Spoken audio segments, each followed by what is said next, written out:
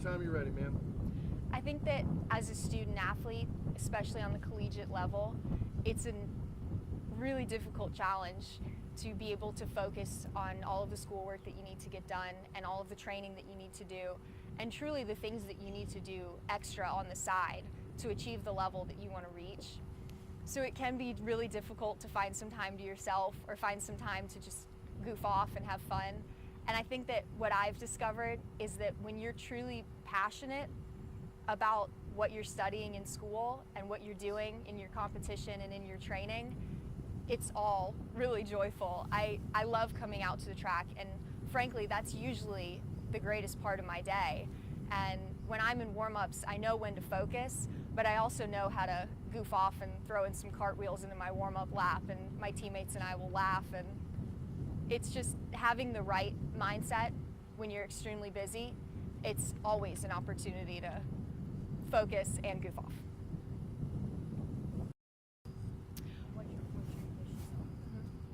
When I came to Tulane, I was introduced to the public health program, which is superb at this school. And I recognized that it was an opportunity to get an education in something that maybe wasn't offered a lot of places. And I always want to take advantage of the opportunities that I'm faced with in my life.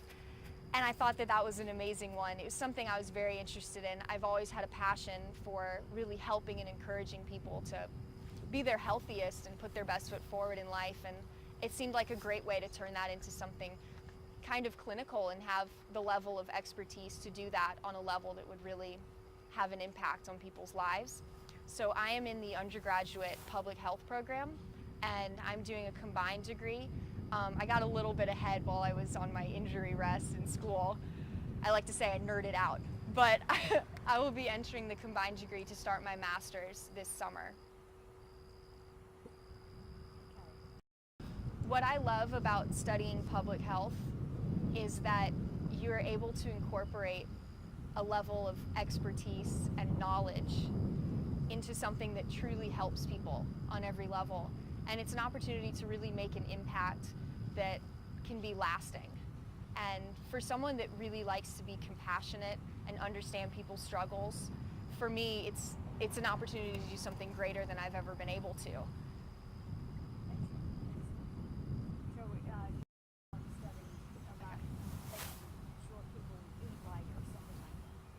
My focus in the field of public health is nutrition from a community-based perspective. So I focus on a lot of health disparities as a result of nutrition and opportunities for healthful foods. It's something that I would like to apply to the Native American communities, and I believe that also I'd really like to apply it to children and give kids better opportunities to educate themselves on how to be the healthiest they can be in their lives.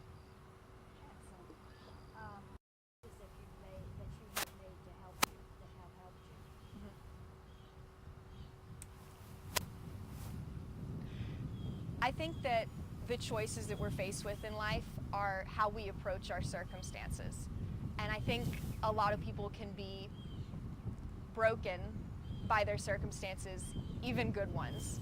And I've seen people I love and care about that are destroyed by being beautiful or wealthy or positive circumstances. And I think that you can be destroyed by positive or negative circumstances. So in my life, I've always tried to recognize the gifts I've been given and recognize the circumstances that are less favorable. And I choose to be thankful for the gifts I've been given and to approach them with a aggressive and competitive mindset and choose to improve upon them and use them to be passionate about working towards something in my life, like track. And I recognize my weaknesses, and I like to try to improve them and strengthen them, but I also know that you have to be thankful for the things you do have and not dwell on the things that maybe aren't as great. That is a superb response. And I guess we were kind of, where was this camera at this point? It wasn't tight, correct? All right, hold on just a second. We're gonna Have to move on. Tell us about your experiences with Hurricane Katrina uprooted my entire family and everything that I had really ever known. But it also uprooted my entire community, and it was something that was really widely felt throughout the entire state, more than the state, in fact. So I think it was something that almost unified us all. We all felt that we could relate to each other on some level. There was a lot of compassion involved in the local scene, especially in the face of a lot of controversy on the national level with the event. My family personally was relocated.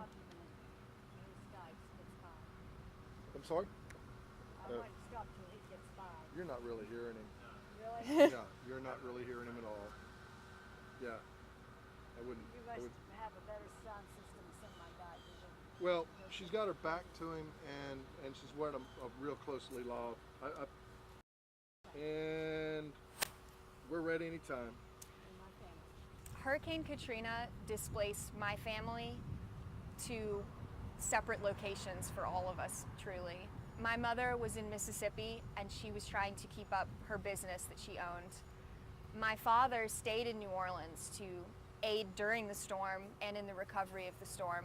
It was very admirable of him. We all respected that. We truly missed him. We were worried about him. My brother and sister went to school in Atlanta, and we had a small apartment there.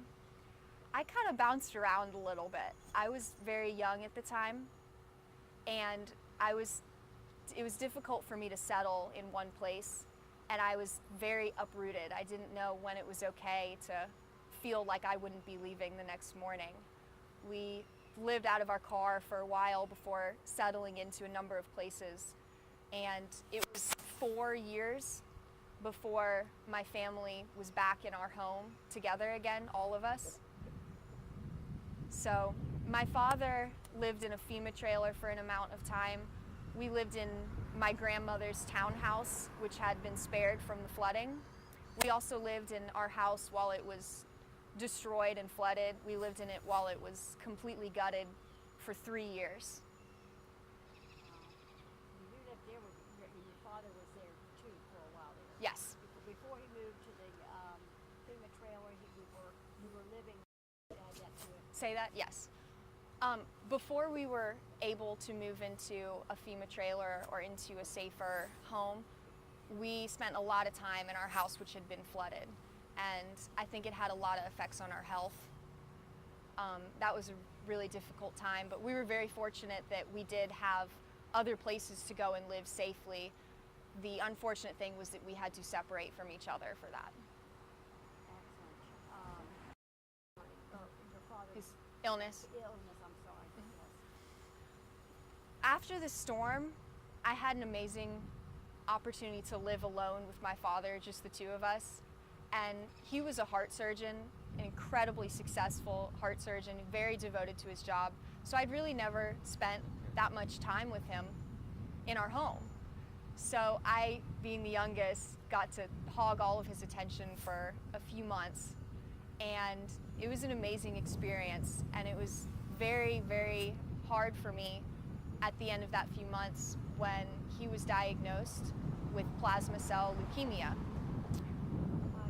That car make it tough for you to hear her. I would really go all the way through it, and then let's get it again, because if you keep interrupting me, you're gonna.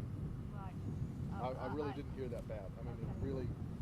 If I think it's bad, I'll say something to you. Okay. I would prefer we get all the way through this, and then hit it again maybe, because we want to try to change mics after this. So If you would say, we'll start again with you were living with your father and how precious the time was, and then but that you know he was diagnosed. Go on with that.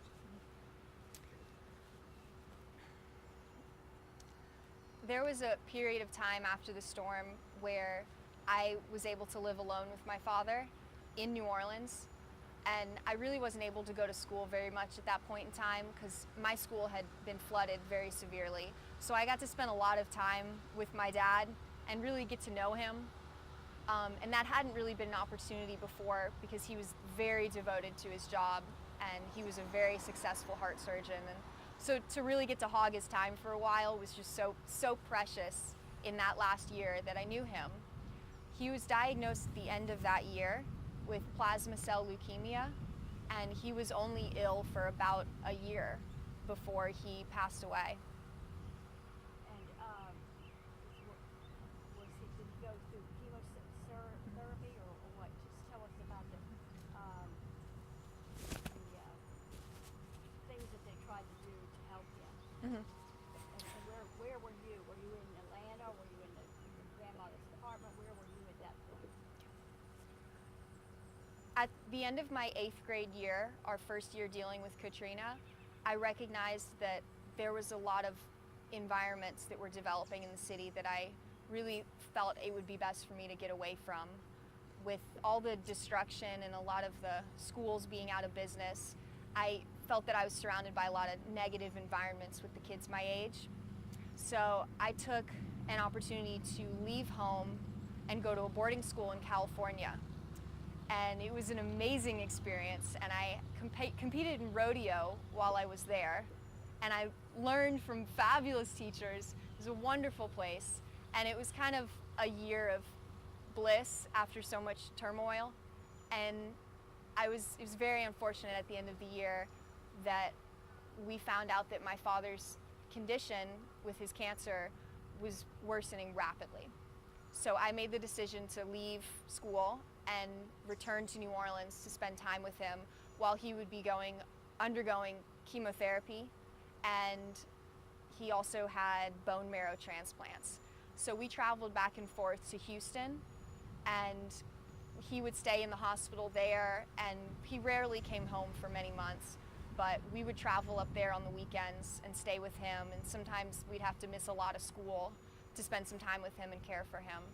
And he came home at the very end of that year, and he was home for about 2 weeks, and we just spent some precious time together before we lost him. And tell us about the thing that you have on the wall that you... Go. All right, Merritt, anytime you're ready. When my father became ill, I made a dream catcher for him, and that was something very personal between us, that he really encouraged me to understand our native roots, where we came from, the culture. And I made this dream catcher for him, and I think that it was just very special to him to see that I was choosing to really devote myself to understand our culture and our past and our future.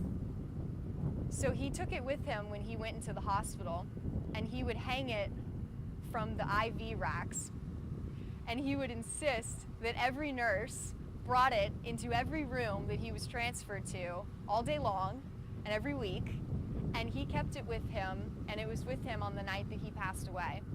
And I keep it now right above my bed where I sleep, and I bring it with me to most competitions, truly, and I choose to keep it with me at all times, especially if I'm facing an injury or when I'm facing illnesses with my knees. Excellent. Do not let us leave your house. That's at your apartment, and we're going to your mom's house. I can have one of the girls bring it.